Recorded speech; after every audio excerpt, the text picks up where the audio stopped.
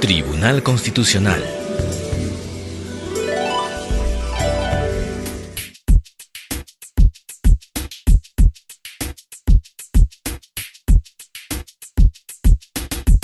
Constitucional, Lima, 9 de septiembre de 2015, presidida por el magistrado señor Óscar Urbiola Jani e integrada por los magistrados señores Manuel Miranda Canales, Ernesto Blume Fortini, Carlos Ramos Núñez, José Luis Sardón de Tahuada, Marianela Ledesma Narváez y Eloy Espinosa Saldaña Barrera. Secretario relator, doctor Óscar Díaz Muñoz. Muy buenos días, sírvanse a tomar asiento.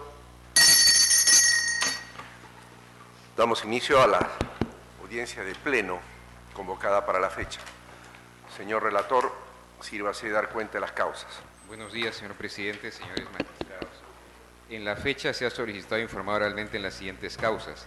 Causa número 18, expediente 115-2014, proceso de amparo, interpuesto por Juan Severino da Acevedo Collins contra el proyecto especial binacional Desarrollo Integral de la Cuenca del Río Putumayo, PEDIC. Ha solicitado informar oralmente por la parte demandante el abogado Martín de Jesús da Acevedo García.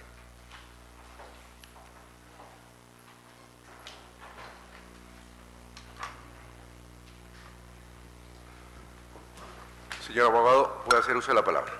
Gracias, señor presidente. Gracias, señores magistrados. Esta causa es bien sencilla. El señor Juan de Acevedo Collins trabajaba para el proyecto, para este proyecto que tiene un nombre largo, permítanme leerles.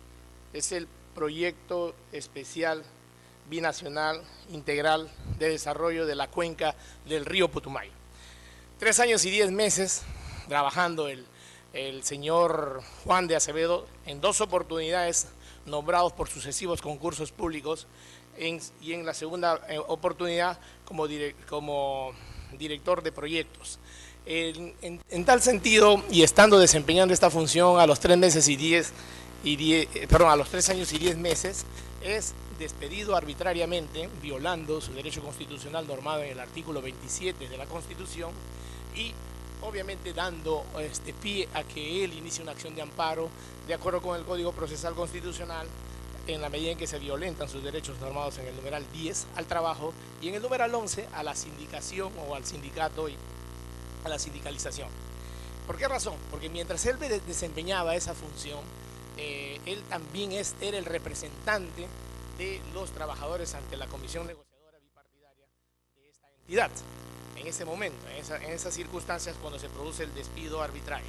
Al respecto, señor presidente y señores magistrados, este Tribunal Constitucional, en ese mismo tipo de situación, es decir, donde hay un contrato que, habiendo sido de naturaleza específica en su momento, supuestamente, desnaturalizado en el camino porque no desempeña tal función específica, desnaturalizado también en el camino porque accede mediante un concurso público en ambas ocasiones, desnaturalizado en el camino porque finalmente no se precisa en el contrato la labor específica que va a desempeñar el trabajador. Consecuentemente, al desnaturalizarse se vuelve un contrato de naturaleza, valga la precisión, indeterminada, con lo cual ya no está en discusión el tiempo que el trabajador pueda estar laborando, como mal se interpreta a nivel de la Corte Superior de Loreto, que por el hecho de tener solamente 3 años y 10 meses, consecuentemente no le correspondería sino la aplicación del decreto legislativo 599, es decir, que no ha cumplido los 5 años. Eso no está en discusión, señor presidente, señores magistrados, en este caso específico, no está en discusión la temporalidad, porque muy bien ya lo dijo este Tribunal Constitucional en 10 sendas jurisprudencias, entre el 2011, 2012 y 2013, que en estos casos, cuando se trata además de haber accedido al cargo por un concurso público, además de estar desempeñando dicha función, además de ser parte representante de los trabajadores en la comisión negociadora con la entidad, finalmente él no desempeñaba esa función específica porque nunca se le comunicó también, digamos, de otra forma, la naturaleza que también arguye la Corte Superior de ser un cargo de confianza. Nunca se le comunicó la subjetividad de este cargo de confianza, nunca él tuvo una resolución suprema o resolución ministerial, como es que se nombra en estas entidades a los cargos de confianza, que por lo demás es solamente el director ejecutivo el que tiene esta naturaleza. Por estas consideraciones, porque hay sendas jurisprudencias y porque sobre todo el caso específico del señor Wilson Horacio Ríos de la Cruz, con sentencia de este Tribunal Constitucional número 05041 del 2011, proceso de amparo, en similares circunstancias, es que venimos a solicitar que se declare nula la sentencia de segunda instancia y consecuentemente se reponga al señor Juan Severino de Acevedo Collins en el mismo cargo o uno similar que venía desempeñando al momento que se produjo su despido arbitrario. El magistrado Eloy Espinosa Saldaña va a formular pregunta. Gracias, presidente. Señor abogado, dos preguntas muy puntuales. ¿Qué tipo de concurso ganó? Porque como usted bien sabe, nosotros hemos establecido un precedente muy reciente especificando la comprensión del concepto de medio adecuado para ver si estamos hablando de un escenario de reposición o indemnización. ¿Ganó el concurso para la plaza? ¿Ganó un concurso para una suplencia? ¿De qué tipo de concurso es? Y la segunda pregunta, usted nos dice que se ha comunicado que estamos ante alguien que no sabía que era un empleado de confianza, que esa consideración no se la habían dado.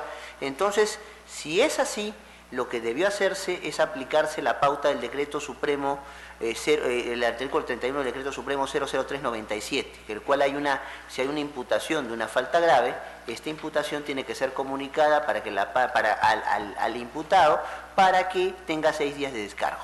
Quisiera saber si se hizo esa comunicación en el caso de su defendido. Esas son las dos preguntas.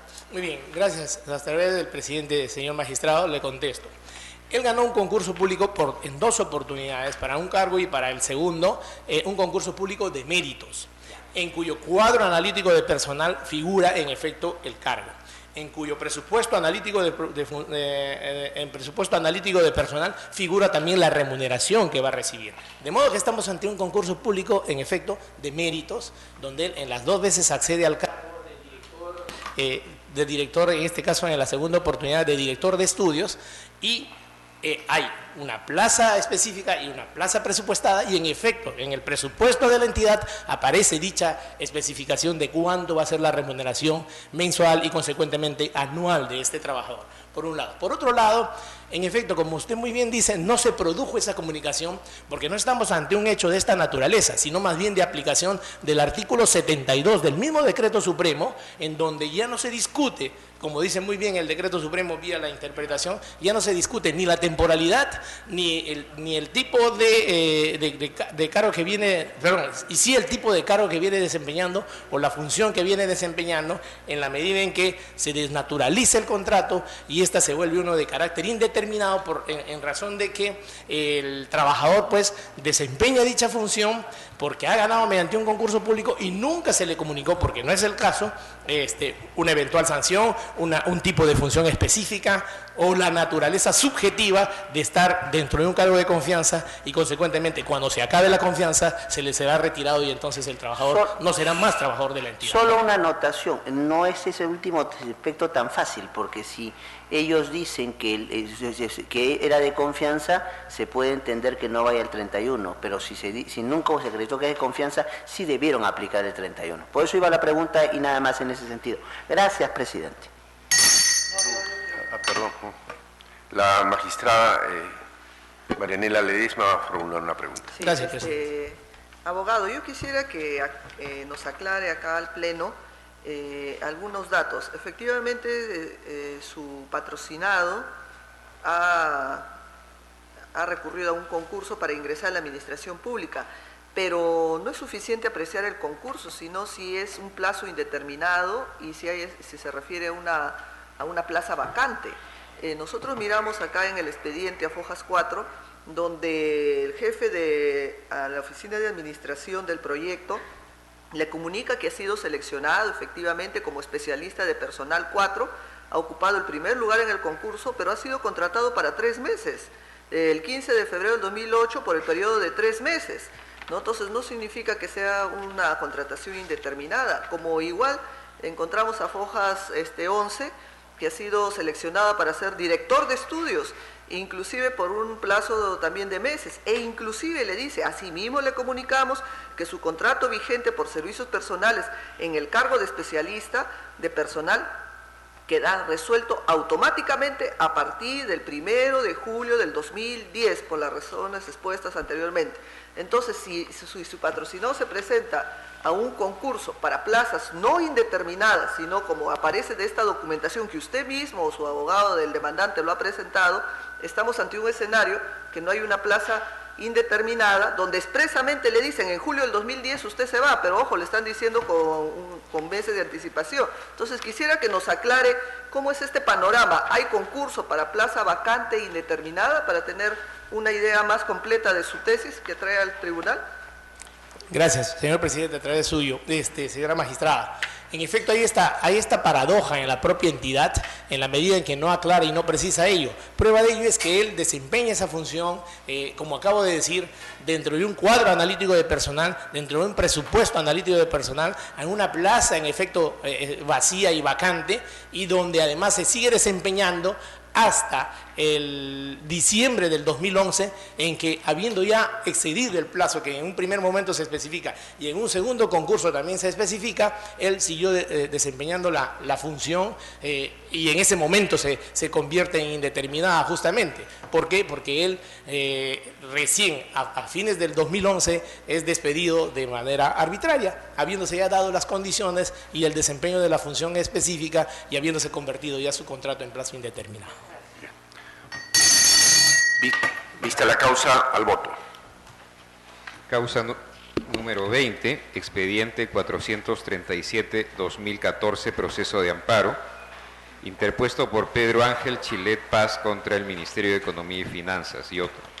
Ha solicitado informar oralmente por la parte demandante el abogado Pedro Ángel Chilet Paz y por la parte demandada la abogada Suney Larisa Nyami García, de la Procuraduría de la SUNAT. Señor abogado, puede hacer uso de la palabra. Muchas gracias, señor presidente. En septiembre del 2012 presentamos una demanda de amparo contra la aplicación arbitraria, en mi caso concreto, del Decreto Supremo 093-2012, Ministerio de Economía y Finanzas, que otorgó incrementos remunerativos a los trabajadores de SUNAT. Presentamos como medio probatorio la escala de remuneraciones vigente hasta el 15 de junio, la escala de remuneraciones que ha sido aprobada con ese decreto supremo, aplicable a partir del día siguiente, 16 de junio del 2012, y mis boletas de pagos, con los cuales se tenía presente lo que recibía hasta ese momento, 6.400 y con el aumento 7.350. No es necesario ninguna otra actuación probatoria, los hechos son objetivos. Ahora bien, en primera instancia se declaró improcedente nuestra demanda, aduciendo de que la vía alterna era el proceso laboral ordinario. Pues bien, dicho pronunciamiento carece de fundamento jurídico, en primer lugar porque el decreto supremo es firmado por el presidente de la República y un ministro de Economía. Y resulta claro que ni el presidente ni el ministro, ni las entidades que representan, se constituyen como mi empleador. Por lo tanto, la vía laboral no es la idónea. La Sala Superior confirma esta improcedencia y señala que el amparo es residual. Estamos totalmente de acuerdo con eso. El amparo protege derechos constitucionales. Estamos completamente de acuerdo con eso. Y que el amparo, el proceso de amparo no genera, el tribunal no podría otorgar nuevos derechos, sino solo reponer las cosas al estado anterior. Y efectivamente estamos de acuerdo. Y la pregunta es, si estamos de acuerdo con ese pronunciamiento, ¿por qué recurrimos al Tribunal Constitucional? Y aquí es donde viene el análisis que les pido que el tribunal lo pueda hacer. Hemos visto que la sala señala que el amparo es residual, pero no dice específicamente en qué medida no califica nuestro proceso en uno de amparo. Vayamos, el laboral ordinario no es la vía, como lo hemos visto anteriormente. Yo no voy a demandar al presidente porque no es mi empleador, ni al ministro porque no es mi empleador. En consecuencia, el proceso laboral no corresponde. ¿Podría ser un contencioso administrativo al tratarse de una norma de carácter administrativa? Veamos. Formalmente y sustancialmente, la norma no tiene ningún requisito de invalidez. Ha sido emitida por funcionarios competentes dentro de un marco normativo vigente mediante una norma autoritativa, ¿correcto?, respetó el debido procedimiento y su contenido es jurídicamente o legalmente válido. En consecuencia, cualquier proceso contencioso administrativo destinado a atacar ese acto administrativo, ese decreto supremo, sería infundado o improcedente en su caso. Por lo tanto, no sería la vía. Vayamos finalmente a una tercera vía que podría ser la adecuada, la acción popular, que protege la defensa de la Constitución ante una norma menor, de rango menor a una ley, y nuevamente entramos al análisis, ¿no? La norma, el decreto supremo en sí misma no va contra la Constitución, ¿no? Hemos analizado formalmente bien, otorga un incremento remunerativo perfecto, es válido, emitido por funcionarios competentes, no daña en general ningún derecho constitucional, al contrario, ¿no? Muchos de los trabajadores de SUNAT se han sentido satisfechos con ese aumento. Reconocen que su derecho constitucional no ha sido vulnerado, en consecuencia una acción popular nuevamente caería en una indefensión. Entonces vayamos, ¿la acción de amparo es residual en este caso? Sin duda que lo es. Y ahora veamos por qué. Porque afecta un derecho constitucional del suscrito. ¿Y en qué medida? Bueno, la dignidad humana, la igualdad de trato, la no discriminación, pero no de manera absoluta, sino en su vertiente de razonabilidad y proporcionalidad, que son criterios que ha sido analizado extensamente por este tribunal. Y ahora vamos, simplemente termino con esto. ¿Por qué? La superintendenta, ¿correcto?, tuvo un incremento de su remuneración de 63%. El suscrito tuvo un incremento de su remuneración de solo 14%. La alta dirección tuvo un incremento del 60%. En consecuencia, estamos hablando de una desproporcionalidad, ¿no?, abismal. En términos reales, la situación no es igual de grave. La superintendente recibió un aumento de 9.600 soles y su plana mayor cerca de los 9.000. El suscrito, 950 soles. Es decir, lo que yo percibo en un año de aumento, la alta dirección lo percibe en un mes. Y entonces, veamos, ¿es razonable este decreto supremo respecto a mi incremento? ¿Es proporcional? ¿Es jurídicamente válido eso? Y vayamos ahora a los detalles del decreto supremo, y es aquí donde el uso arbitrario del poder. El decreto supremo dice que se aprueba por propuesta de la propia superintendente. Es decir, la propia superintendente le dice al Ministerio de Economía y al presidente de la República: quiero este aumento. Primer tema. La superintendente es la prima del presidente de la República. Y finalmente ella es prima política del presidente de la República que firmó ese decreto supremo. Entonces vayamos ya a elementos de análisis de detalle, ¿no? Otro elemento importantísimo, y aquí son los detalles. El ministro de Economía que firmó ese decreto supremo, ¿correcto?, ganaba 15.000 soles. Pero él autorizó que una subordinada gane casi el doble, 25.000. Es decir, hay una arbitrariedad absoluta en este decreto supremo que no resiste el menor análisis jurídico. Reviste de legalidad, sin duda. Formalmente está bien emitido, sin duda. Pero ¿cuál es el límite de ese poder? En cuanto a los criterios diferenciadores, mi deseo no es ganar como la superintendente. Sin duda, hay dos tipos de responsabilidades, pero ¿cuál es el límite? Si ese decreto supremo hubiera dicho que la superintendente ganaba 50.000 más y el suscrito ganaba 1.000, entonces ahí sí, ¿el amparo vale? Y en este caso, ¿el amparo no vale? O simplemente, no hay derecho vulnerado. Es decir, el decreto fue bien emitido, ¿no? Está bien el aumento y usted, señor, ya recibió 1.000 soles de aumento y cállese la boca. Yo no tengo una prima como primera dama y seguramente mañana no lo haré, no lo tendré. Mi padre fue hijo único, ¿no?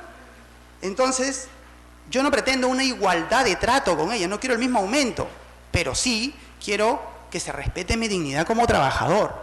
Si los 7.000 trabajadores de SUNAT no han venido aquí a discutir ese decreto supremo y esa arbitrariedad y esa desproporcionalidad y esa irrazonabilidad, es por temor, porque se sienten contentos, porque consideran que es perder el tiempo en un proceso judicial, pero tenemos que poner un límite a esto, porque si este tribunal no se pronuncia por ese exceso de poder y uso arbitrario de poder, mañana vendrán decretos supremos que afecten la dignidad de los trabajadores. Tiempo ha concluido. Concluye, resumo su defensa, señor abogado. Solamente quería entrar al último punto, que es el tribunal no genera derechos. Y efectivamente, ¿hay un derecho afectado? Sí, mi dignidad. ¿Hay arbitrariedad? Sí. ¿Exceso de poder? Sí. ¿Hay un trato desproporcionado? Sí. ¿Irrazonable? Sí. Pero ¿y cómo lo soluciona ahora el tribunal? No va a ordenar que el decreto supremo me aumente a mí en 67%, 50%. No, no lo va a hacer, sin duda. No estoy pidiendo eso. Pero el propio decreto supremo establece una banda salarial. Así que pido que se atenúe esa afectación. Y así como la superintendenta percibe 25.000, que es una sola flat, un solo aumento fijo, en nuestro caso, en mi caso, la banda salarial llega hasta los 8.400. Y por lo tanto, haberme asignado 7.350, ¿en qué medida se puede remediar en algo esta afectación? Que este tribunal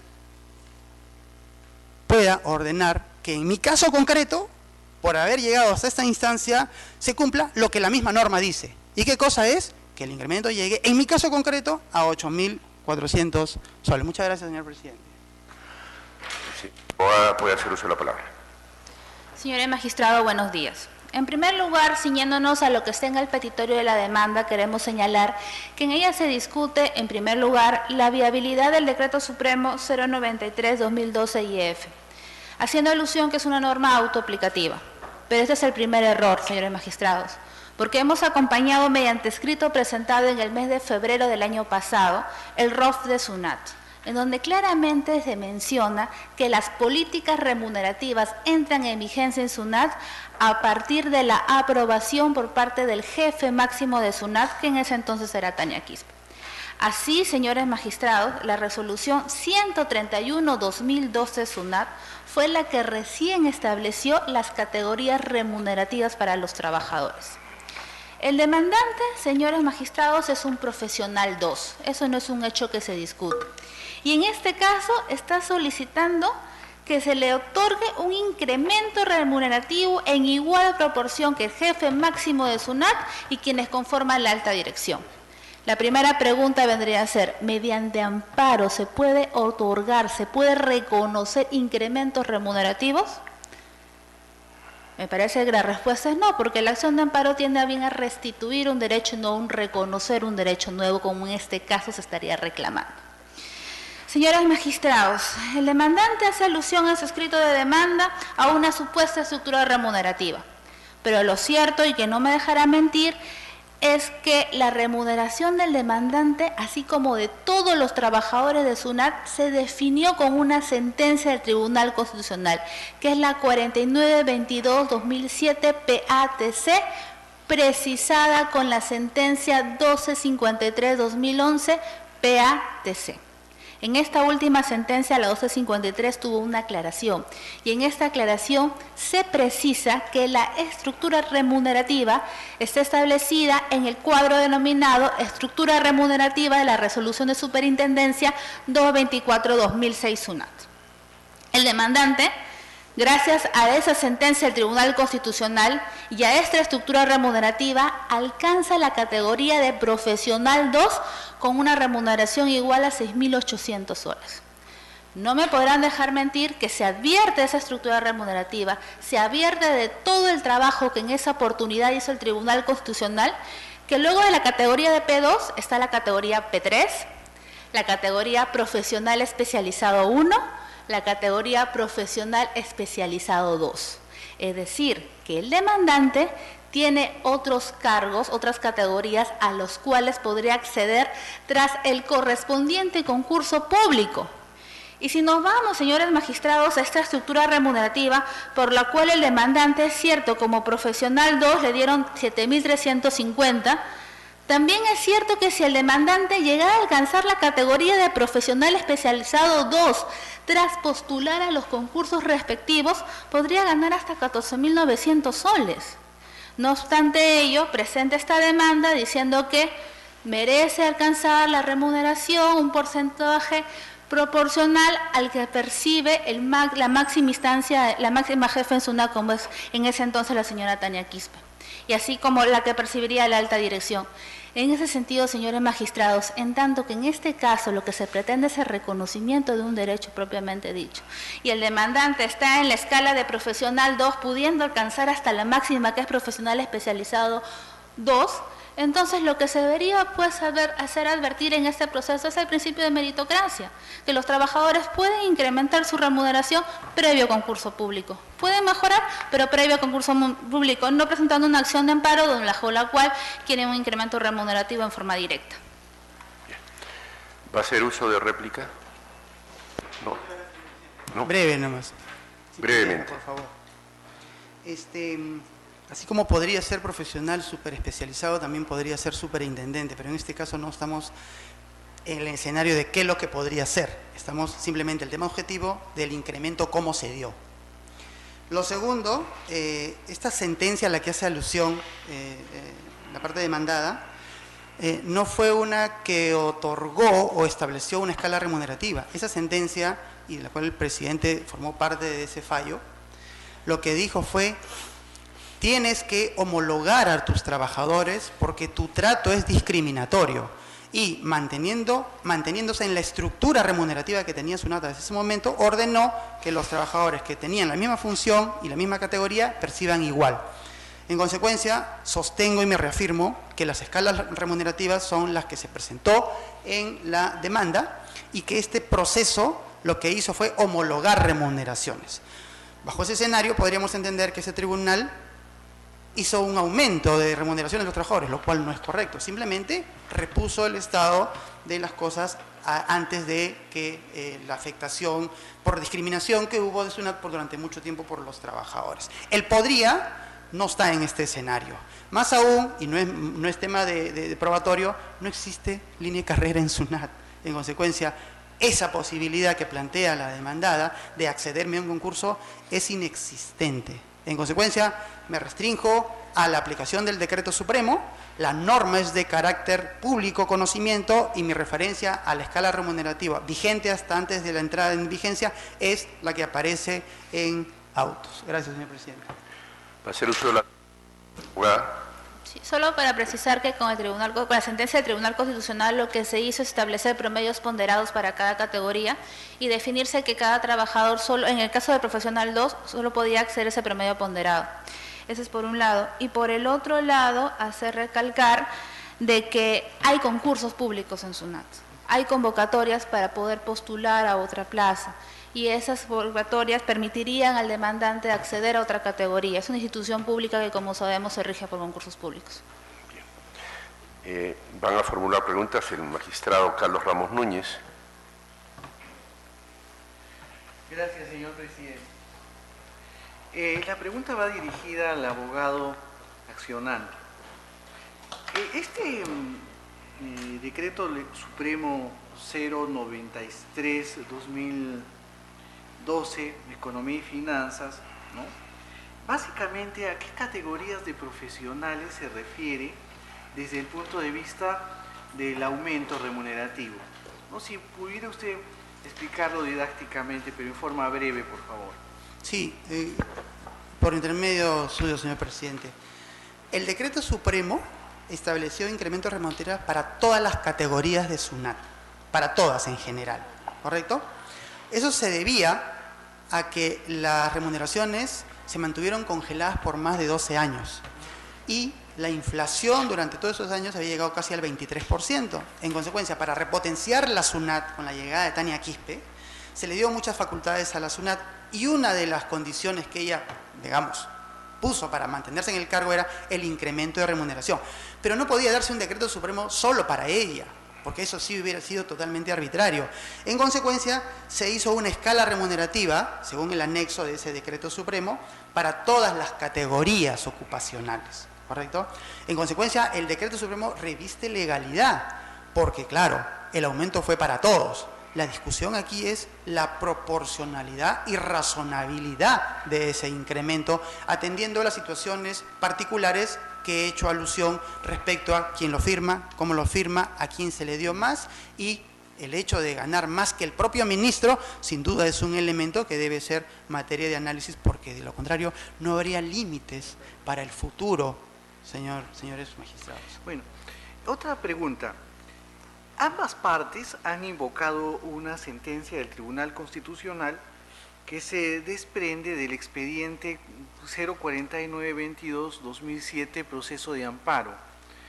En la parte demandante señala de que el Tribunal Constitucional entró a analizar el fondo de la cuestión controvertida realizada con la homologación de remuneraciones, ¿no?, y la discriminación laboral. Es decir, ¿usted considera que este caso sería el mismo, ¿no es cierto? ¿Estaría en la misma circunstancia? Porque en ese caso el Tribunal Constitucional ingresó al tema de fondo considerando lo que llamó en su fundamento 1, especiales circunstancias del conflicto.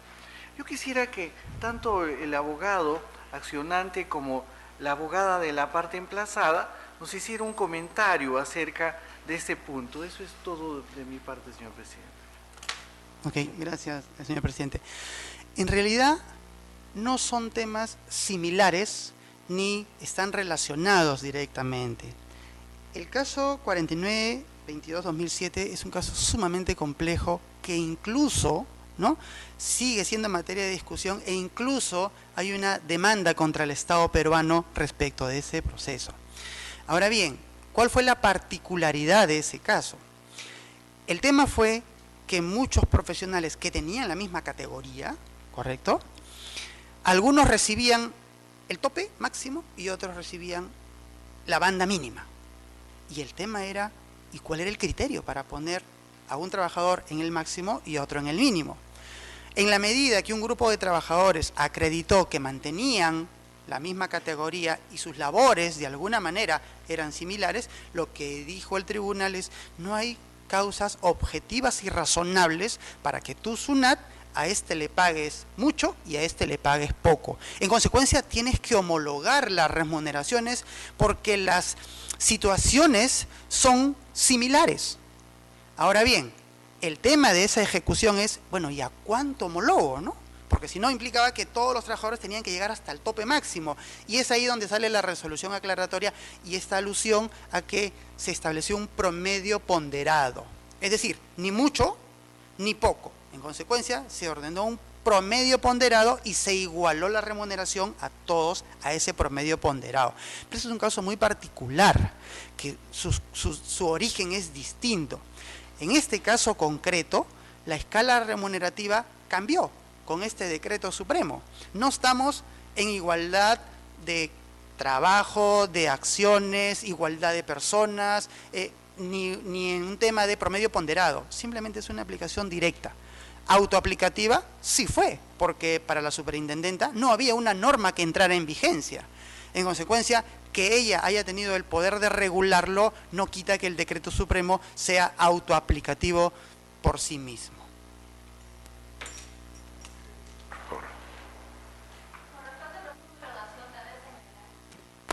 Que el mismo se inicia a raíz de la demanda del sindicato de aduanas contra la remuneración que existía en ese caso de los trabajadores de SUNAT. Resulta que aduanas y SUNAT se fusionan en el año 2002, pero no hubo una equiparidad de remuneraciones. El sindicato de aduanas es el que demanda y finalmente lo que dice el Tribunal Constitucional es que se debe regularizar la remuneración ya de todos los trabajadores sin importar si el trabajador viene de aduanas o sin importar si el trabajador viene de SUNAT. Porque había diferentes formas de tratar la remuneración. En SUNAT había una escala remunerativa, mientras que en aduanas se establecía una remuneración por cada categoría. Luego de eso, el mismo Tribunal Constitucional define con la sentencia 1253-2011 y propiamente con la aclaración de esta última sentencia cuál era la remuneración. Porque a raíz de la sentencia 4922, los trabajadores tanto de aduanas como SUNAT acceden a una categoría de la resolución 224-2006 SUNAT. Ahí está la categoría profesional 1, la categoría profesional 2, profesional 3, profesional especializado 1 y profesional especializado 2. Con la aclaración de la 1253 se define que la remuneración a la que alcancen los trabajadores, luego que se le ha definido la categoría de P1, P2, P3, es la remuneración promedio ponderada. El demandante con ese proceso de homologación alcanza la categoría de profesional 2 y la remuneración de 6.800 soles. Todos los trabajadores en SUNAT van a ser P1, P2, P3, profesional especializado 1, profesional especializado 2. Luego de esta sentencia, ya SUNAT ha querido mejorar la remuneración de los trabajadores y el demandante ha accedido a la remuneración de 7.350. Si el demandante con el proceso de homologación hubiera accedido a la categoría de profesional especializado 2, su remuneración hubiera sido 12.256. Entonces, lo que nosotros queremos rescatar con la sentencia es que han habido causas objetivas definidas por este propio tribunal que determinaron la categoría del demandante y a la remuneración a la cual pudo acceder luego que SUNAT quiso mejorar el promedio ponderado que ya había establecido el Tribunal Constitucional.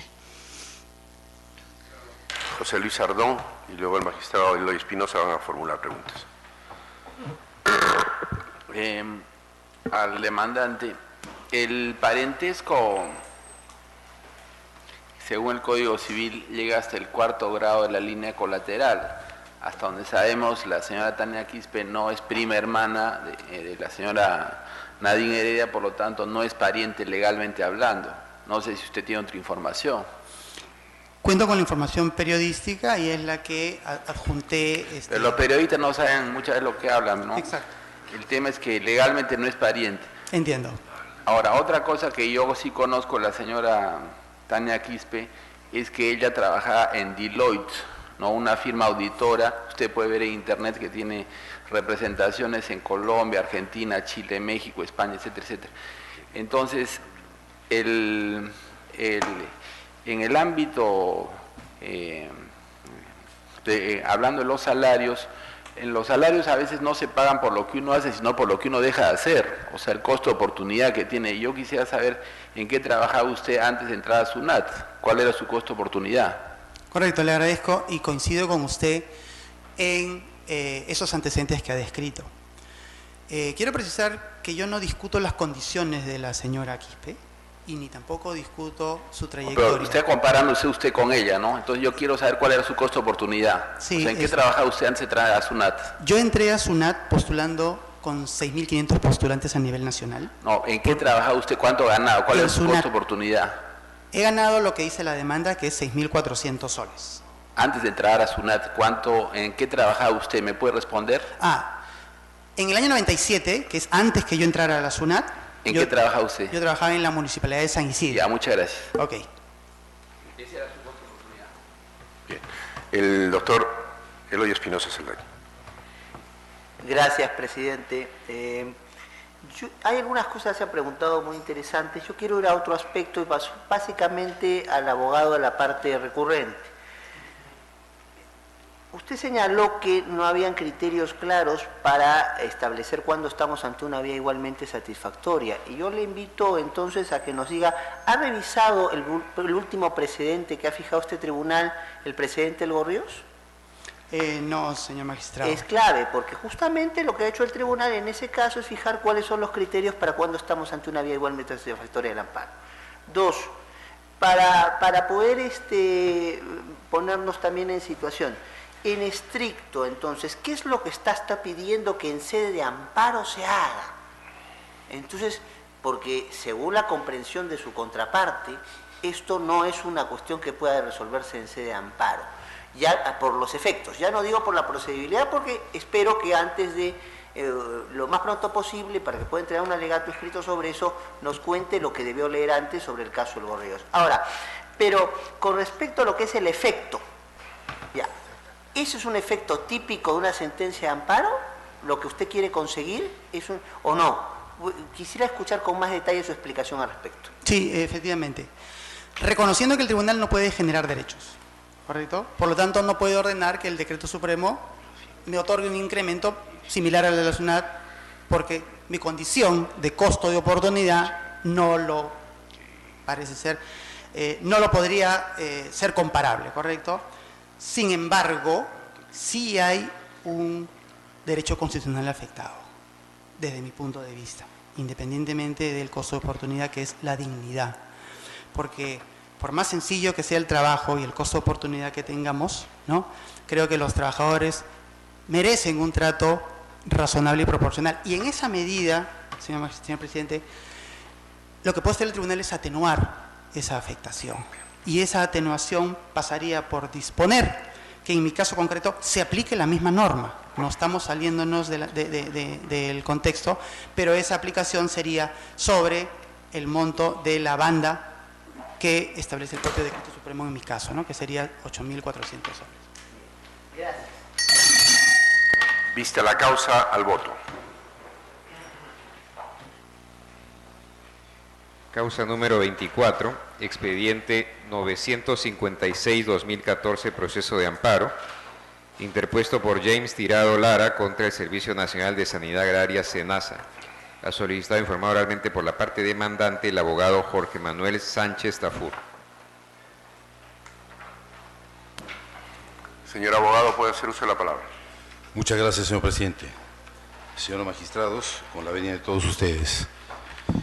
Los hechos que motivan el presente recurso de agravio constitucional se inician en enero del año 2011, cuando el accionante, ingeniero de profesión y servidor en condición de especialista en sanidad agraria del Sistema Nacional de Sanidad Agraria, SENASA, solicita reiteradamente licencias sin goce de haberes por el hecho de haber sido designado, de haber sido convocado por el Gobierno Regional de Cajamarca para ocupar el cargo de Director Regional de Agricultura.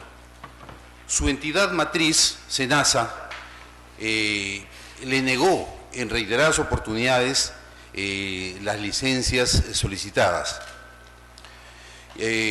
A la tercera solicitud le concede una licencia por espacio de 20 días. Esto fue en el mes de enero del 2011.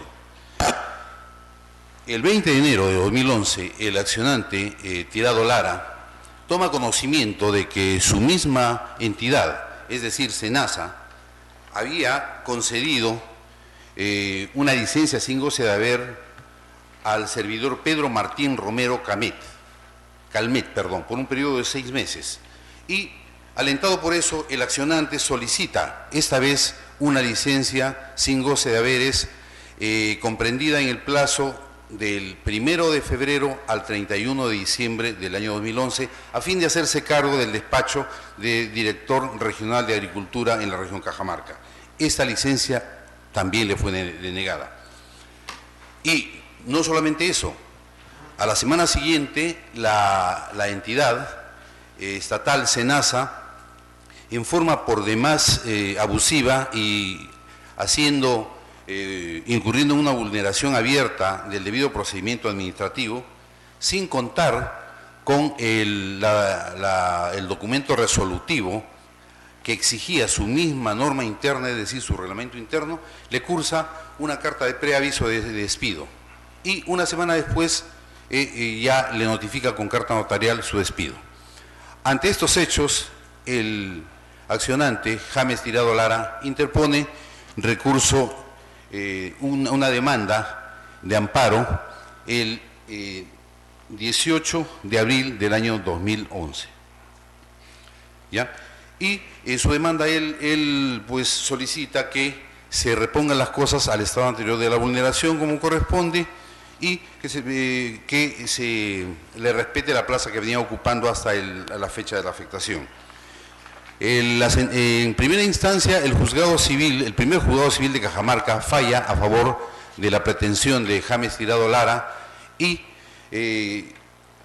dispone que se acoja a la demanda de amparo y ordena la reposición del demandante en el puesto de trabajo que venía ocupando hasta el 10 de marzo de 2011.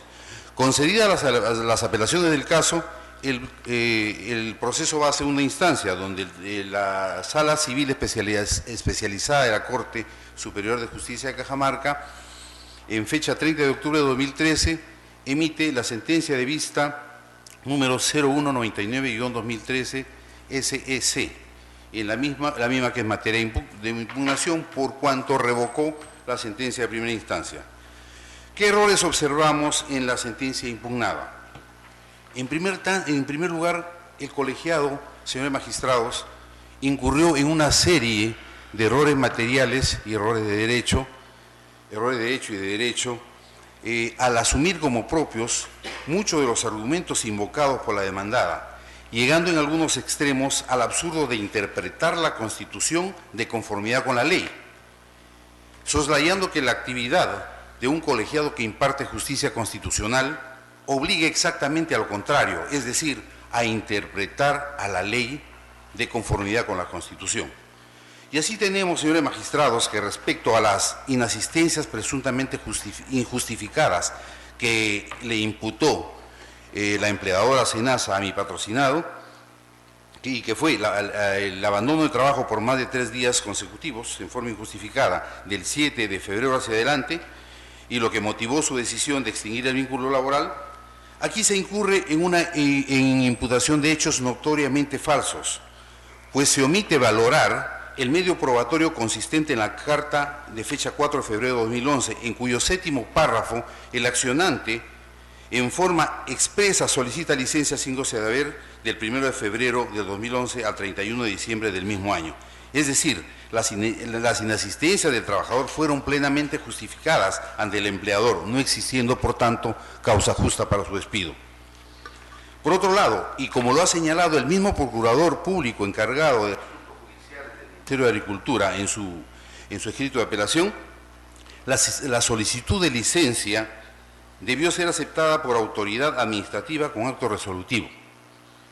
Sin embargo, si revisamos el expediente completo, no encontramos documento alguno que acredite que la demandada haya emitido la resolución administrativa que acepte o deniegue la solicitud de su trabajador.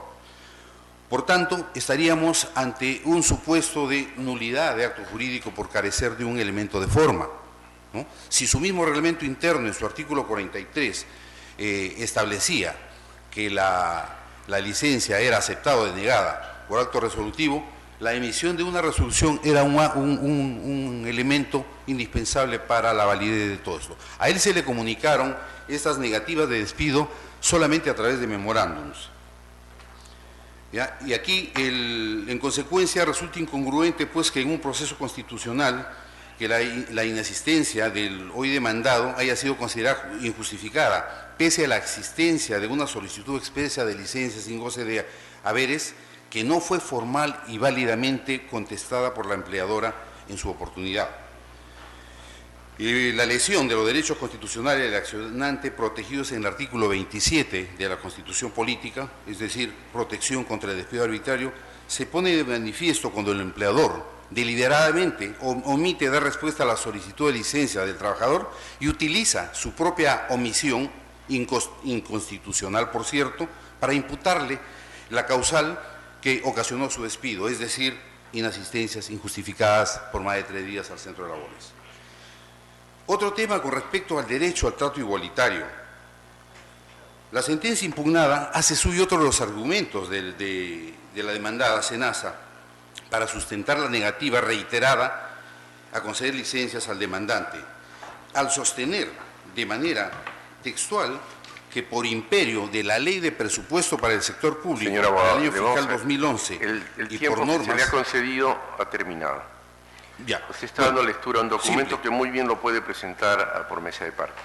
Le vamos a agradecer que concrete su... Voy a concretar. Aquí se produjo, señor presidente y señores magistrados, una discriminación abierta con respecto a mi patrocinado, debido a que en la misma fecha, en el mismo ejercicio presupuestal y fiscal, el abogado Pedro Martín Romero Calmet, quien se desempeñaba como asesor de la alta gerencia de Senasa en Lima, a él se le concedió en el mismo periodo una licencia por 6 meses.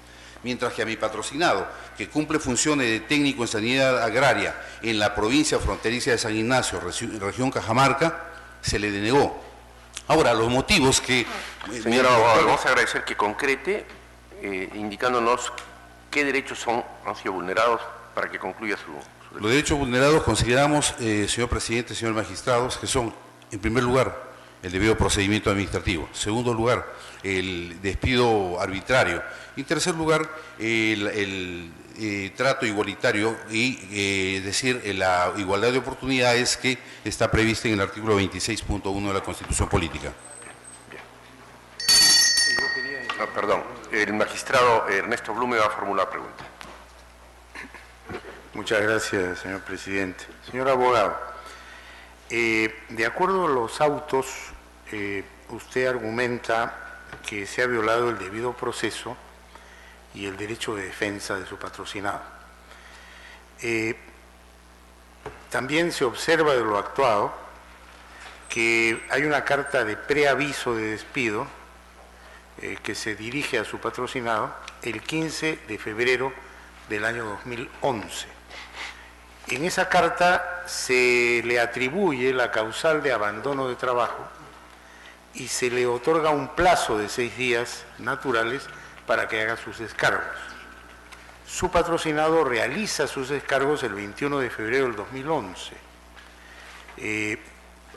Y luego viene ya la decisión de SENASA del 10 de marzo del 2011, cursada o comunicada mediante carta notarial, en donde da por extinguido el vínculo laboral en razón de que, según afirma, se ha producido abandono de trabajo. Usted nos sostiene que se ha violado el debido proceso y que se ha violado el derecho de defensa. En este contexto fáctico que yo he referido, quisiera que nos ilustrara sobre cuáles son, muy brevemente, aquellos hechos o aquellos elementos que lo llevan a usted a afirmar que ha habido violación del debido, usted afirma, procedimiento administrativo y ha habido afectación del derecho de defensa. Habida cuenta que a su patrocinado se le comunicó la imputación, se le dio oportunidad de descargar y su patrocinado descargó. ¿Dónde está dentro de ese contexto la violación de su derecho? Por su intermedio, señor presidente, lo voy a precisar, señor magistrado. No hablaba de derecho de violación del derecho de defensa, sino al debido procedimiento administrativo que está subsumido en el derecho al debido proceso. Aquí, ¿qué ocurre? El artículo 43 del reglamento interno que fue invocado como sustento legal para esta medida, señala que las licencias son otorgadas por el funcionario máximo de la entidad mediante documento resolutivo. En el caso de autos, nunca se emitió la resolución correspondiente por parte del máximo funcionario, que es el jefe nacional de SENASA. Por tanto, nunca existió un documento resolutivo a impugnar. Todas estas decisiones denegatorias de su licencia, de las licencias que solicitaba, le eran comunicadas mediante memorándums, de tal forma que él, habiendo conseguido estas licencias con la aprobación, con la opinión favorable de su jefe inmediato superior y del director ejecutivo zonal de SENASA Cajamarca, él consideró que podía hacer uso de esas licencias mientras se resolvía o se emitía la resolución correspondiente por parte del jefe nacional de SENASA, que tiene su despacho en la ciudad de Lima. Muchas gracias. Bien. Muchas gracias, señor abogado. Gracias, presidente. Vista la causa, al voto. Causa número 33, expediente 2671-2014 habeas corpus, interpuesto por Luis Ormeño Luján contra Armando Coaguila Chávez, presidente de la Sala Penal de Apelaciones de la Corte Superior de Justicia de Ica y otros. Ha solicitado informado oralmente por la parte demandante el abogado Isaac Ruperto Donaire Hernández y por la parte demandada la abogada Yajaida Dalma Luna Roberto de la Procuraduría del Poder Judicial. Señor abogado, puede hacer uso de la palabra. Buenos días, señor presidente, señores magistrados, abogados presentes. La causa de hoy día se limita exclusivamente a la prisión preventiva con exceso que se está cometiendo contra Luis Ormeño Luján. En la actualidad tiene 29 meses de prisión preventiva y el artículo 272 del Código Procesal Penal indica que la prisión preventiva es de 9 meses y en el caso de casos complejos 18 meses, lo que sumado daría 27 meses. Y los presupuestos de los casos complejos que señala el artículo 342 del Código Procesal Penal son 8 que sería largo enumerarlos y solamente me voy a limitar a indicar de que el procesado Luis Ormeño Luján es un solo procesado, que Luis Ormeño Luján cometió un solo delito. No son varios los procesados, no son varios los delitos, donde la fundamentación del procesado es que se le escapó un tiro de casualidad al manipularla con su esposa y la llevó al hospital viva, donde llegó sin vida al hospital regional y inmediatamente se entregó a la policía en 30 minutos para someterse a las investigaciones.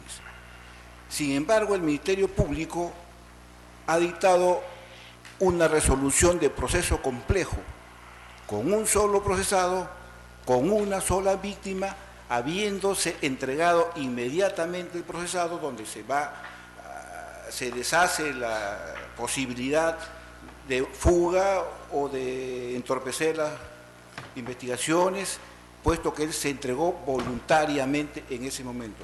Por otro lado, fue acusado de feminicidio, lo que permanece hasta el momento, pero ya se demostró de que el feminicidio para Luis Ormeño Luján no le alcanza, puesto que fue acusado con el artículo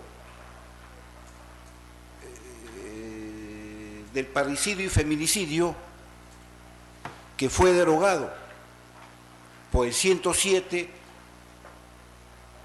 del 26 de julio del 2013, donde solo queda el parricidio, dándosele al feminicidio el artículo pertinente del 108A, hoy 108C, en donde fue el 26 de julio del 2013, y el delito se cometió el 21 de abril del 2013, lo que quiere decir que el parricidio no le alcanzaría porque es posterior, y el 107 no le alcanzaría, puesto que ya fue derogado al quitarse el feminicidio y quedar solo el parricidio el 26 de julio del 2013. O sea que ni por atrás ni por adelante le alcanza el feminicidio a Luis Ormeño Luján. O sea que la pena alta, el peligro de fuga, está totalmente desvirtuado. Sin embargo, a Luis Ormeño Luján se le mantiene preso 29 meses, lo que no se ha visto, creo, en los anales de la historia penal peruana, donde un solo procesado, con un solo delito, que se entregó inmediatamente, entregó el arma, la misma arma que la fiscal demoró 16 meses en enviarla a pericia balística. Lo que quiere decir que Luis Ormeño Luján debió de ser procesado y condenado el 2008.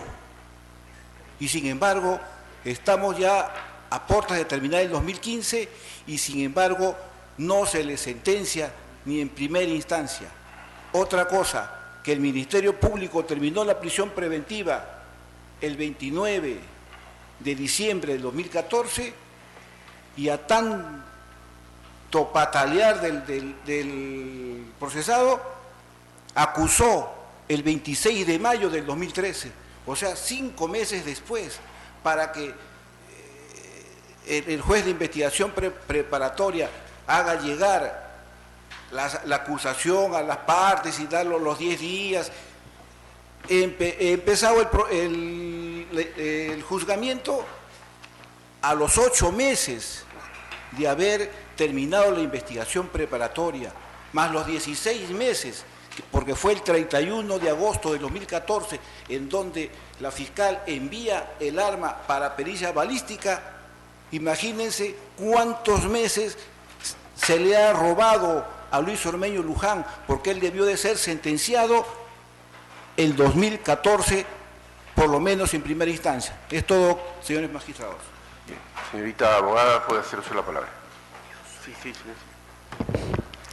Buenos días, señores magistrados del Tribunal Constitucional.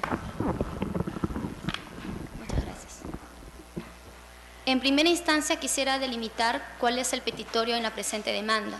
Inicialmente, lo pretendido por la parte accionante fue que se declare o se deje sin efecto la resolución número 6 emitida por los magistrados de la Sala Penal de Apelaciones de Ica, que confirmaba la resolución número 2 emitida por el Tercer Juzgado de Investigación Preparatoria, que declaraba fundado el requerimiento de prolongación de prisión preventiva. Ante ese hecho, en ese primer extremo, quisiéramos señalar que, teniendo en cuenta la finalidad de los procesos constitucionales, de conformidad al artículo 1 del Código Procesal Constitucional, somos de la opinión que carece de objeto emitir un pronunciamiento respecto a este cuestionamiento. Señalamos ello porque debido o luego, posteriormente de emitida la resolución número 6, que fue emitida con fecha 7 de marzo del 2014, se emitieron diversas resoluciones posteriores respecto o relacionadas a la medida de coerción decretada contra el accionante en el proceso penal seguido por el delito de feminicidio. Estas resoluciones fueron emitidas efectivamente con 27 de octubre del 2014 y la última ha sido emitida con fecha 27 de febrero del 2015, en la cual se declara fundado el requerimiento de prolongación de prisión preventiva por un término de 9 meses. Por lo tanto, los efectos de la primera resolución judicial que fue cuestionada en esta presente demanda constitucional de habeas corpus, estos efectos han cesado, motivo por el cual se ha operado lo que es la materia, sustracción de la materia justiciable. Por lo tanto, solicitamos que se declare, se desestime el recurso de agravio constitucional y se declare improcedente la demanda. Ahora ha traído en este presente momento otros cuestionamientos. Sin embargo, la Procuraduría, nosotros rebatimos los mismos, señalando primero que no es que exista un exceso, debido a que, como ya he señalado, existe una resolución judicial de fecha 27 de febrero del presente año que declaró fundado el requerimiento de prolongación de prisión preventiva. La misma que, conforme al estado procesal, se tiene conocimiento que dicha resolución no ha sido cuestionada por la parte procesada, ahora accionante en esta presente demanda constitucional. Por otro lado, se logra advertir que los cuestionamientos realizados son cuestionamientos de connotación penal que son de competencia exclusiva de la justicia penal ordinaria. Esto es respecto a la calificación del tipo y determinaciones respecto a la subsunción de una determinada conducta a un determinado tipo penal. Por lo señalado, solicitamos que se desestime el recurso de agravio constitucional y se declare improcedente la demanda interpuesta. ¿Va usted a hacer uso de la réplica, señor? Brevemente. Mi querido doctor, en realidad, esta es una demanda que se presentó en marzo del 2014.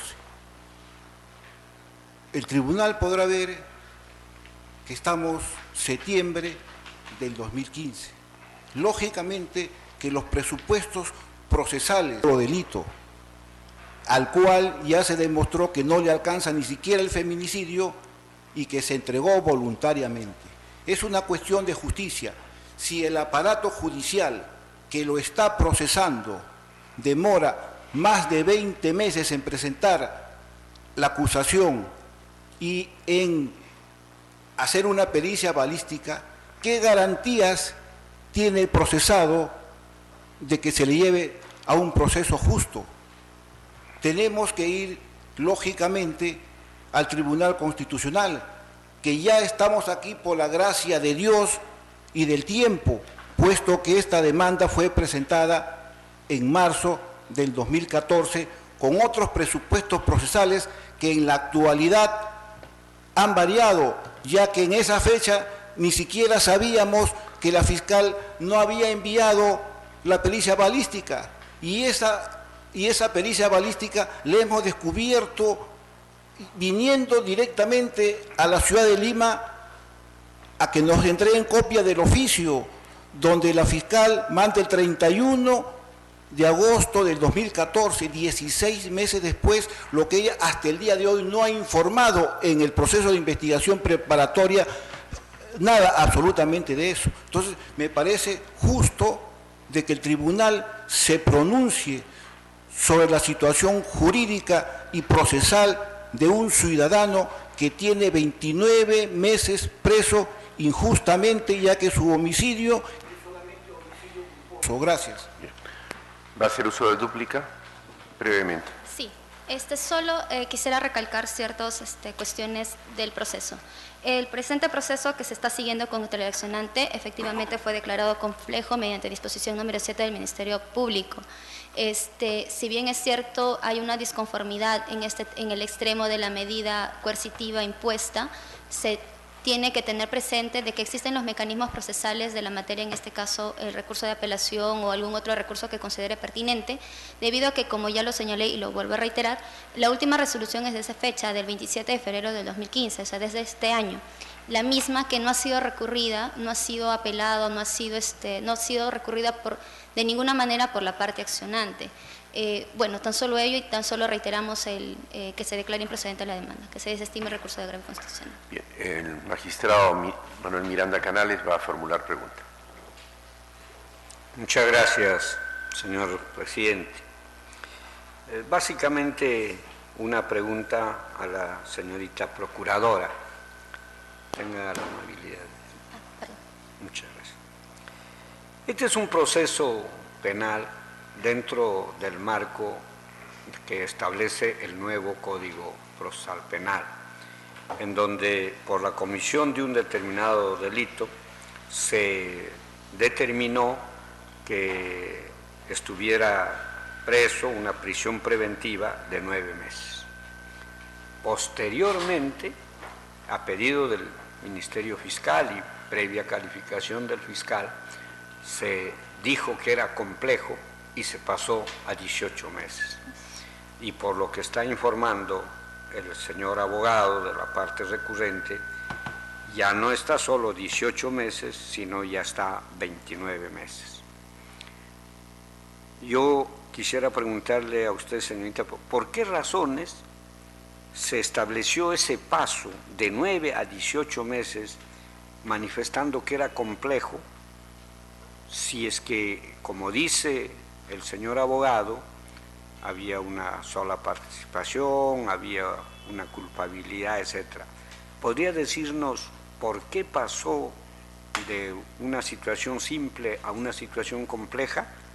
De acuerdo a lo señalado, de acuerdo a la disposición que el Ministerio Público realiza, era por el tema de la cantidad de diligencias que necesitaban llevar a cabo, motivo por el cual, con fecha 26 de octubre del 2013, eso fue en el año 2013, se declara compleja justamente la investigación y el proceso. Muchas gracias, señor presidente.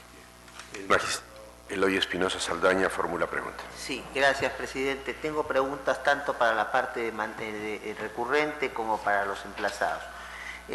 Comencemos entonces con las preguntas para el abogado de la parte recurrente. De pie, por favor. Yo lo que quería preguntarle, para entender la cabalidad, su razonamiento, es cuando usted está presentando un habeas corpus y después cambia los presupuestos procesales, ¿qué es lo que está buscando? Obviamente defender el derecho que alega se ha perjudicado a usted y a su cliente. Pero lo que estamos queriendo tener claro, ¿qué es lo que está planteando? Por el tribunal lo que puede es aceptar una reconversión de los procesos, pero lo que no está dentro de las competencias del tribunal es cambiar un proceso por otro a la mitad por un petitorio distinto. Entonces, quisiera que explique a cabalidad un poco qué está planteando allí. Y la segunda pregunta que le tengo es, usted cuestiona la calificación del Ministerio Público como complejo porque considera básicamente que no está debidamente motivada. ¿Recurrió esta decisión usted o no? Por supuesto que sí, doctor, ya que el Ministerio Público solamente con señalar de que tenía innumerables diligencias que realizar, sin nombrar una sola, ni dos, ni tres, ni el tiempo que puede realizar alguna. Simplemente puso, tengo muchas diligencias que realizar y lo declaro complejo. Cuando por lo menos debió decir, tengo 4, 5, 6, 7 diligencias que realizar o tal diligencia que es en el Ministerio Público, que es en el aparato estatal, me va a demorar 5 o 6 meses. Absolutamente cero, mi querido doctor, cero. Simplemente arbitrariamente, a solicitud de la mamá de la agraviada, lo puso proceso complejo porque les amenazaba un homicidio culposo, en donde podría salir en 2 o 3 meses que terminen las investigaciones, podría salir libre con una sentencia de acuerdo al delito que cometió. Y por esa simple razón, por congraciarse, por decirlo menos, con la parte civil, dispuso que sea un proceso complejo. Y hasta el día de hoy, esa persona está presa 29 meses sin ninguna sentencia, lo cual me parece que es injusto. Los jueces y los fiscales de Ica, lamentablemente, todos están quejados, lamentablemente todos están acusados de soborno. Incluso el juez que llevó esta investigación preparatoria tiene 7 denuncias por 7 abogados de 7 presos que se pidieron dinero a personas naturales dentro de la cárcel y al otro día estuvieron libres. Entonces, ¿qué garantía nos da un juez de esos? Le pediría entonces que conteste la otra pregunta que le hice sobre el cambio de presupuestos procesales. Nosotros no estamos pidiendo de que el Tribunal Constitucional varíe el feminicidio o homicidio culposo, puesto que eso, previo análisis de la sala que lo tiene que juzgar, tiene que comparar las leyes y lógicamente se va a dar cuenta de que no es feminicidio y será condenado por un delito más apropiado según lo considere la sala. Lo que nosotros estamos pidiendo es que se cumpla con el presupuesto del 273 del Código Procesal Penal, donde dice, al haberse excedido la prisión preventiva, el juez, que en este caso son ustedes, dará inmediata libertad al procesado. Gracias. Sí, gracias a usted. Tenía una pregunta, como había indicado, para la parte emplazada. Señorita Procuradora, quería preguntarle, usted sabe que este tribunal ha trabajado mucho el tema de motivación, tanto las sentencias como Yamoja para el tema de las sentencias judiciales, Castañeda y Nostroza para el tema de las resoluciones del Consejo Nacional de Magistratura y demás. ¿Qué tanta precisión tenía esta calificación del Ministerio Público para variar? Ya algo le dijo usted al magistrado Miranda, diciéndole que como había necesidad de hacer diligencias, entonces eso justificaba pasar de 9 meses a 18 meses en la calificación de complejo. Pero ¿esa fue la única argumentación? O sea, no se dijo, por ejemplo, qué tipo de diligencia se tenía que hacer, dónde estaba la mayor complejidad de lo debatido. Entonces, quería saber si había existido, en su opinión, precisiones suficientes para cumplir un estándar de debida motivación, tomando en cuenta que ese no es un tema nuevo en la jurisprudencia del tribunal. Bueno, exactamente luego de emitida la disposición, efectivamente se remitió al órgano jurisdiccional, se emitió una resolución donde se estaba declarando complejo.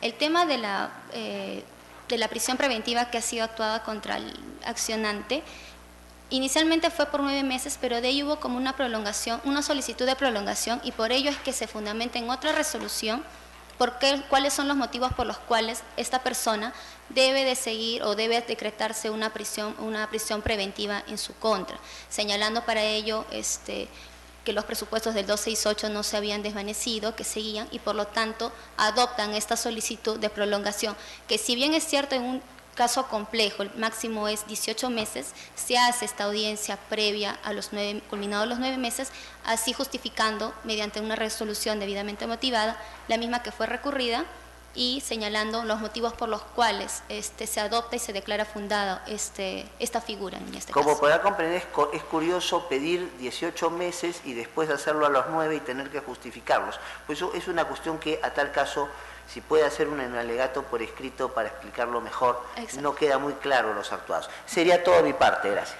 Bien. Enela Ledesma formula pregunta. Gracias, presidente. Una pregunta para la parte actora. efectivamente los mandatos de prisión no solo tienen una finalidad de restringir la libertad, como usted lo ha señalado y es lo que usted está denunciando acá, sino que también tiene la finalidad de asegurar el juzgamiento, evitar que se rehuya la justicia, una manera de cautelar la futura pena que se tendría que ejecutar. Entonces, en esa lógica, usted ha recurrido al mandato de la prisión preventiva y al plazo de manera especial, y la sala también le ha confirmado esa decisión del juez. Y en la sala, el tema no solo es lo complejo, porque lo complejo para la sala, en cuanto a la detención, ve otros elementos más, y quisiera sobre eso pedirle su opinión, porque no solo hay que mirar el aspecto de la motivación en lo complejo, sino que la sala le dice otras cosas más. ¿Y sabe qué otras cosas le dice? Le dice, y su patrocinado ha cometido un delito que es vulnerar la vida de su conviviente, cuya pena supera los 15 años, como mínimo, 15 años, dice le estoy leyendo lo que dice la sala. Y por lo tanto, haciendo una prognosis a futuro, la pena va a superar los 4 años, porque por lo menos 15 años, en el supuesto que se demuestre su responsabilidad. Además, también le dice de que hay la posibilidad que rehuya la justicia y que también afecte la investigación, afecte la lectura de la sentencia y afecte una serie de situaciones que están apreciadas en el mismo mandato. Entonces yo quería pedirle su opinión, porque no es solo cuestión de leer las resoluciones en el aspecto donde puede haber un error en haberle dicho que esto es un proceso complejo, sino mira, que su opinión en general. La sala ha confirmado, más bien ha confirmado la próloga del plazo, dándole otros argumentos, además de lo complejo, ¿no? como la pena que a futuro le correspondería a su patrocinado, que sería más allá de 15 años. Entonces, quisiera que nos dé su opinión al respecto en relación a ese tema. Y aún más, hay que también advertir que acá ha existido un error material que la sala ha corregido en cuanto al cómputo de los plazos por el cual estaba detenido. Y la sala ha corregido el extremo de la prolongación, que es a partir del 23 de febrero del presente año y que vencerá el 23 de enero del 2014, por si acaso. No es que el plazo que usted está señalando, ha habido un error material, sí, pero que la sala lo ha corregido, y eso también quisiera que usted dé su opinión. Bueno, en realidad, en cuanto a los 15 años como mínimo de carcelería por pena que le correspondería al procesado, creo que ustedes tienen más posibilidades que yo de comprobar cuál sería la pena, puesto que el feminicidio, como les dije anteriormente, no le alcanza a Luis Ormeño Luján. El feminicidio, propiamente dicho, con una legislación especial, aparece el 26 de julio del 2013. Y el feminicidio con parricidio, con el 107, con el cual pretendía acusar a la fiscal, ya fue derogado con el parricidio solo del 107 del 26 de julio del 2013, dejando lugar al 108A en ese tiempo, calificando el feminicidio con su propio articulado, y ese 107 solamente reza para el parricidio, mas no para el feminicidio, lo que quiere decir que el 107 del 5 de julio del 2011 ya no existe, y nadie puede ser condenado con una ley inexistente y con otra ley que es irretroactiva, que no le correspondería, puesto que fue 4 meses después de los sucesos acaecidos. Eso es por un lado. Si me podría hacer un alcance de la otra pregunta. Vista la causa, al voto. Causa número 41, expediente 299-2015, proceso de amparo, interpuesto por Miguel Antonio Vargas Soto contra la ONP. Ha solicitado informar oralmente por la parte demandante el abogado Jorge Enrique Garro Peche.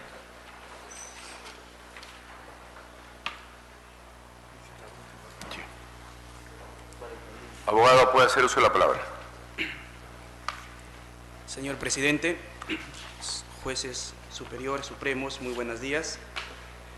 don Miguel Antonio Vargas Soto, quien se encuentra presente en esta audiencia, y la defensa técnica, molestamos su atención a efecto de solicitar que la demanda postulada a folios 13 y siguientes respecto al otorgamiento de pensión vitalicia o enfermedad profesional se declara fundada. En consecuencia, le otorguen además el pago de los devengados, los intereses legales y los costos procesales, en mérito a que el demandante, con fecha 9 de noviembre del 2011, a través de la Comisión Médica Evaluadora de Incapacidad del Hospital Tercero Honorio Delgado de Arequipa, le diagnosticaron que padece la enfermedad de neumoconiosis en grado 1, así como hipoacusia neurosensorial bilateral leve, cuyo porcentaje equivale al 65% de menoscabo.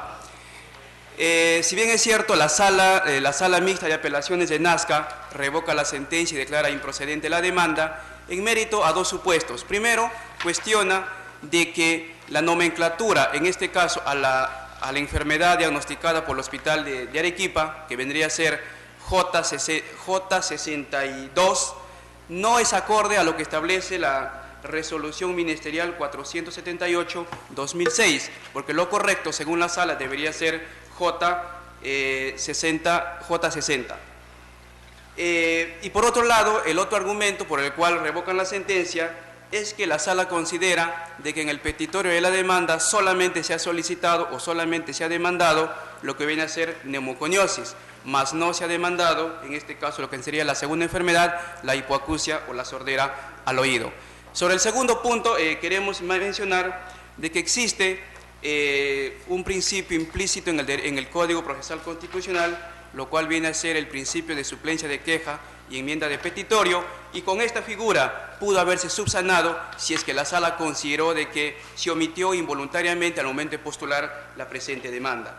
Pero respecto al segundo argumento, al cual la sala revoca, debemos manifestar, señores, de que la silicosis no es otra cosa más que una forma de neumoconiosis.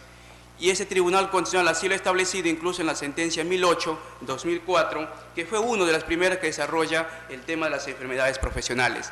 E incluso está acreditado con la norma técnica de salud, la NTS, establecido también de que en el caso de los trabajadores que laboran en minas subterráneas o en tajo abierto, pues el mayor o el segundo agente que produce mayor afectación o tiene mayor cobertura en la atmósfera es el sílice, y por ende el sílice sí produce la silicosis, que es un tipo, como vuelvo a mencionar, de neumoconiosis. Pero yendo más allá al fondo, este tribunal, a través de sendos precedentes vinculantes y en particular, como viene a ser la 10.063 del año 2006, el 6.612 del 2005, y el 10.087 también del año 2005, y que engloba dentro de un precedente de precedentes el 2513 del 2006, todos a través de un proceso de amparo, han determinado que a efectos que este tipo de procesos sean amparados se requiere cumplir dos presupuestos. El primer presupuesto, la acreditación de la enfermedad profesional a través de un certificado médico de comisión, sea por eSalud, sea por el MINSA o sea a través de una EPS. En el caso concreto, conforme al certificado médico expedido, como vuelvo a reiterar, por el Hospital Tercero de Arequipa, que pertenece al Ministerio de Salud, está conformado por una comisión médica evaluadora. Los médicos tratantes, por un lado, el médico rehabilitador que hace a la vez de presidente, un neumólogo y el médico otorrino. Asimismo, este certificado médico ha sido expedido de acuerdo al anexo 5 de lo que establece la resolución, el decreto supremo 166 del año 2005 EF, como también está acreditada acá las enfermedades profesionales como es la neumoconiosis, la hipoacusia neurosensorial bilateral leve. Se ha establecido un porcentaje del 65% que equivale a primer grado. Por consiguiente, se estaría cumpliendo el primer supuesto que establece el Tribunal Constitucional a través del precedente 2513, que es acreditar la enfermedad con un certificado médico por una comisión, en este caso por el Ministerio de Salud. El segundo presupuesto, el cual nosotros consideramos que es el más importante y el cual la sala ha obviado, es respecto a acreditar el nexo o relación de causalidad. El nexo o relación de causalidad, señores magistrados, tendríamos que solamente dar una mirada a la modalidad de trabajo. La modalidad de trabajo de mi patrocinado y conforme se puede apreciar del rubro 2, contaminación ambiental del área de trabajo, expresamente señala, expuesto a polvo fino mineralizado, flotando en el ambiente en la planta chancadora, faja transportadora y muelle de embarque, ayudado por los fuertes vientos paracas que soplan continuamente, característicos de la zona. Además, expuesto a fuerte ruido permanente, ocasionado por las operaciones extractivas, disparos, perforación, chancado, carguío, acarreo y descarga en plantas chancadoras y a cambios bruscos de temperatura, calor, frío, neblina y humedad. La modalidad de trabajo es más que suficiente y más aún porque el mismo certificado médico también hace, de acuerdo a sus antecedentes, manifiesta de que el demandante, además, anterior a que viene trabajando en Shogun Hierro Perú, en la calidad de obrero, en la condición de obrero, desempeñó labores de perforista en el interior mina, en este caso en las minas POSCO S.A. que quedan en la ciudad de Arequipa. Por consiguiente, la acreditación de la enfermedad profesional con certificado médico de una comisión médica evaluadora y la acreditación del nexo o relación de causalidad están debidamente acreditados, mayor aún, como se sabe de acuerdo a las boletas de pago, incluso se le viene descontando lo que viene a ser el Fondo Complementario de Jubilación Minera, Metalúrgica y Siderúrgica del Perú, como también está acreditado en autos, conforme se ha presentado como documentales al agravio constitucional, inspecciones realizadas en casi todas las áreas de Shogun Hierro Perú, a efectos de determinar de que no solamente los que realizan de repente labores extractivas de minerales estarían contaminados, sino todos los que laboran, en este caso por ser una mina a tajo abierto. Por estas consideraciones, la defensa técnica viene a solicitar que la demanda sea declarada fundada en dos extremos, considerando más el pago de los devengados, los intereses y los costos procesales. Gracias. Vista la causa, al voto. Señor presidente, damos cuenta que en las demás causas programadas para la fecha no se han presentado a rendir el informe oral conforme al reglamento, aun cuando este hubiera sido solicitado. Al voto las demás causas. Se levanta la audiencia.